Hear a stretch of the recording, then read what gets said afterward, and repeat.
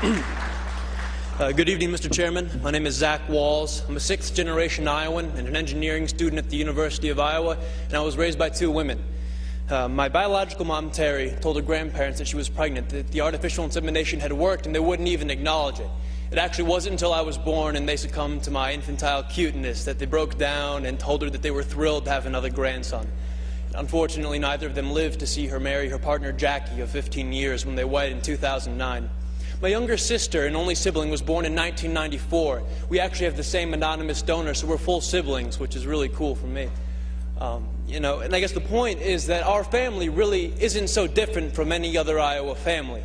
When I'm home, we go to church together, we eat dinner, we go on vacations. But we have our hard times too. We get in fights. Actually, my mom, Terry, was diagnosed with multiple sclerosis in 2000. It is a devastating disease that put her in a wheelchair, so we've had our struggles. But, we're Iowans. We don't expect anyone to solve our problems for us. We'll fight our own battles. We just hope for equal and fair treatment from our government.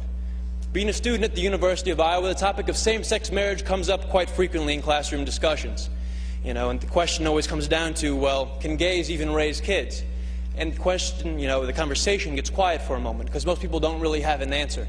And then I raise my hand and say, actually, I was raised by a gay couple, and I'm doing pretty well. I scored in the 99th percentile on the ACT. I'm actually an Eagle Scout. I own and operate my own small business. If I was your son, Mr. Chairman, I believe I'd make you very proud. I'm not really so different from any of your children. My family really isn't so different from yours. After all, your family doesn't derive its sense of worth from being told by the state, you're married, congratulations. No. The sense of family comes from the commitment we make to each other, to work through the hard times so we can enjoy the good ones. It comes from the love that binds us. That's what makes a family. So what you're voting here isn't to change us.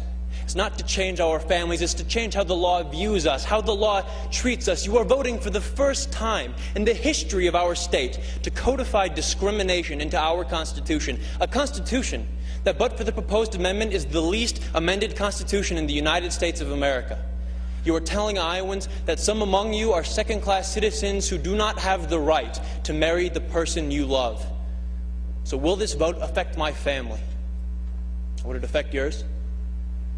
Over the next 2 hours, I'm sure we're going to hear plenty of testimony about how damaging having gay parents is on kids. But in my 19 years, not once have I ever been confronted by an individual who realized independently that I was raised by a gay couple. And you know why? Because the sexual orientation of my parents has had zero effect on the content of my character. Thank you very much.